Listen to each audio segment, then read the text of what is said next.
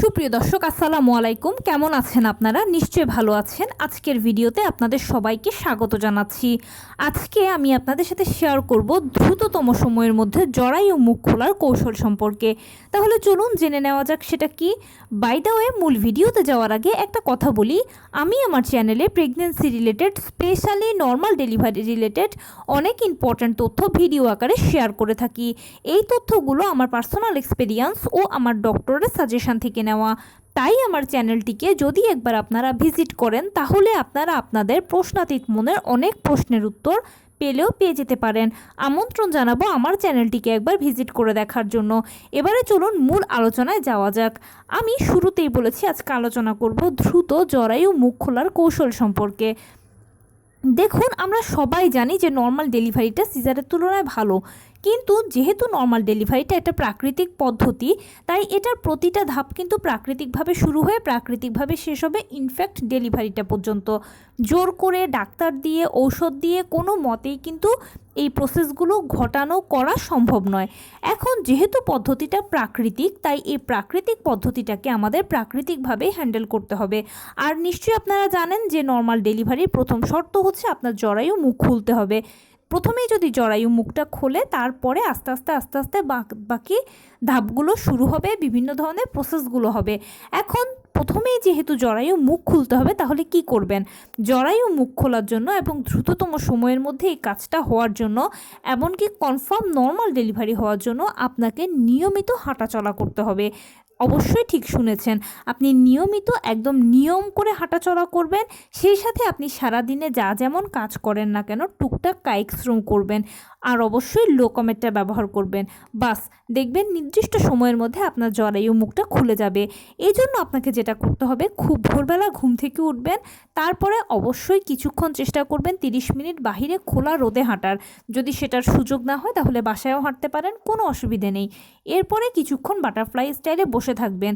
তারপরে রাতের বেলা খাবারের পরে চেষ্টা করবেন 30 মিনিট হাঁটাচলা করার, কিছুক্ষণ এরপরে বাটারফ্লাই স্টাইলে বসে থাকবেন। যদি সম্ভব হয় তাহলে দুপুরবেলা খাবার পরেও 30 মিনিট হাঁটাচলা করুন, কিছুক্ষণ বাটারফ্লাই স্টাইলে বসে থাকুন।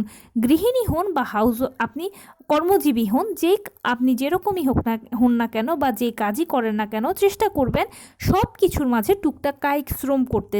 অর্থাৎ আপনার শরীরটা যেন সবসময় একটা এক্সারসাইজের ওপর দিয়ে যায়, সেটা আপনাকে নিশ্চিত করতে হবে। আর প্লিজ অবশ্যই হাই কমেট নয়, লো কমেটটা ব্যবহার করবেন। নিয়মিত যদি আপনি লো কমেট ব্যবহার করেন তাহলে পেলভিসের একটা ভালো ব্যায়াম হয়। এছাড়া আমরা যখন লো কমেটে বসি তখন কিন্তু আমাদের পেটের দিকে একটা চাপের মতো পড়ে, আর এটা কিন্তু জরায়ুর একটা ভালো এক্সারসাইজের কাজ করে, যেটা সময় মতো জরায়ু মুখ খুলতে খুব ভালো উপকার দেবে। যদি আপনি নিয়মিত হাঁটাচলা করা, টুকটাক কায়িক শ্রম করতে পারেন, তাহলে ইনশাল্লাহ দেখবেন সময় মতো আপনার জরায়ু মুখ খুলবে, আর নর্মাল ডেলিভারি প্রক্রিয়াগুলো হতেও খুব বেশি সময় লাগবে না, অল্প সময়ের মধ্যে নর্মাল ডেলিভারি হয়ে যাবে। আর আমি প্রায় এই কথাটা বলি, বা আমি সবসময় আমার পেশেন্টদেরকে এই সাজেশনটা দিই, কেননা এই পদ্ধতিটা হচ্ছে সব থেকে নিরাপদ পদ্ধতি। এতে আপনার কোনো ঝুঁকি নেই, কোনো কষ্ট নেই, কোনো রিস্ক নেই। তবে হ্যাঁ, এখানে আর একটা কথা আছে।